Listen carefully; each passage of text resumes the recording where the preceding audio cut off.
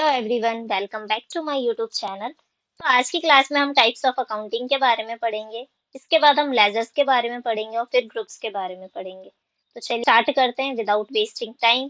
तो सबसे पहले आते हैं आपके types of accounting. Types of accounting, कितने टाइप्स के आपके अकाउंटिंग्स होते हैं? तो अकाउंटिंग हमारे टू टाइप्स के होते हैं। एक होती है हमारी मैनुअल अकाउंटिंग और दूसरी होती है हमारी कंप्यूटराइज अकाउंटिंग।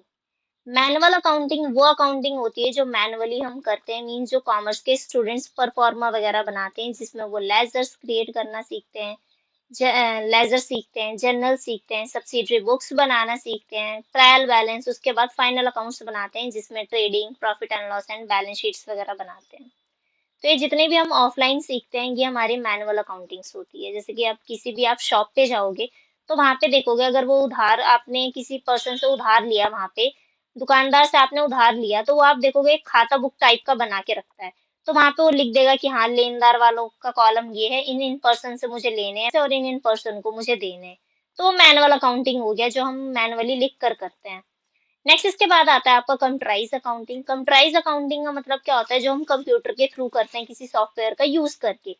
जैसे कि मैंने यहाँ पे ये बोला, कंप्यूटर का यूज करके हमने क्या किया, लेजर पोस्टिंग करते हैं, वाउचर एंट्री करते हैं। तो ये सारी चीजें हमारी किसके अंदर आ जाती है? कंप्यूटराइज अकाउंटिंग के सॉफ्टवेयर, जो कंप्यूटर खुद करके देता है किसी सॉफ्टवेयर की हेल्प से। जैसे कि आपका टैली हो गया, बिजी हो गया, सैप हो गया, बहुत सारे सॉफ्टवेयर होते हैं हमारे अकाउंटिंग। तो उसमें हम क्या सीखते हैं? कंप्यूटराइज अकाउंटिंग करना सीखते हैं। नेक्स्ट इसके बाद सीखेंगे हम ग्रुप्स, कि ग्रुप्स क्या होते हैं टैली के अंदर। तो ग्रुप्स के बारे में अगर बात किया जाए तो collection of ledgers of the same nature. Ledgers के जो सेम नेचर्स के कलेक्शंस होते हैं उसको हम ग्रुप्स कह सकते हैं। Account groups are maintain to determine the hierarchy of ledger account which is helpful in determining and presenting meaningful and complaints reports। इसका मतलब क्या हुआ कि अकाउंटिंग ग्रुप एक ही प्रकार के या एक ही स्वभाव के लेजर्स का एक संग्रह है, मींस कलेक्शन है। इन ग्रुप्स की सहायता से ही टैली को ये जानकारी मिलती है कि बनाया जा रहा लेजर खर्चे का लेजर है, आय का लेजर है, संपत्ति का लेजर है या दायित्व का लेजर है। इसका मतलब ग्रुप्स वो होते हैं जो हमें टैली को एक नॉलेज देती है, टैली को एक नॉलेज देती है कि आपके एक्सपेंसेस हैं, लाइबिलिटीज हैं, इनकम है या फिर एसेट्स हैं। ये सारे क्या होते हैं? हमारे ग्रुप्स होते हैं। अब जैसे अगर हम एग्जांपल में देखें तो टैली के अंदर हमारे 28 ग्रुप्स बने हुए होते हैं।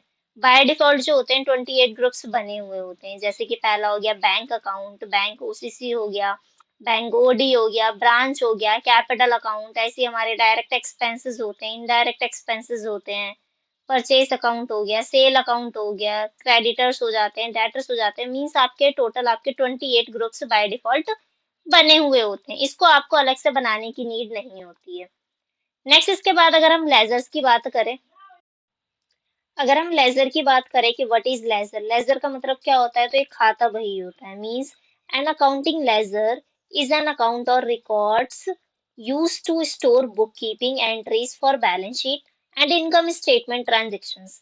Accounting ledger general entries can included accounts like cash accounts, receivable, investment, inventory, accounts payable, accrued expenses and customer deposits। इसका मतलब क्या हुआ? थोड़ा सा इसकी हिंदी भी देख लेते हैं हम। हिंदी मीनिंग में भी देख लेते हैं कि हम लेजर्स को क्या कहते हैं। तो लेजर की जो मीनिंग होती है वो होती है खाता बही, जैसे कि हमने पढ़ा आगे। अकाउंटिंग करते वक्त हम अलग अलग स्टेप को फॉलो करते हैं। स्टेप नंबर 1 क्या होता है हमारा? बिजनेस के सारे लेन देनों की जर्नल या सब्सिडरी बुक में रिकॉर्ड किया जाता है, जिसे हम जर्नल एंट्री कहते हैं। इस तरह किसी भी पर्टिकुलर अकाउंट की इंफॉर्मेशन हमें जर्नल से नहीं मिलती है।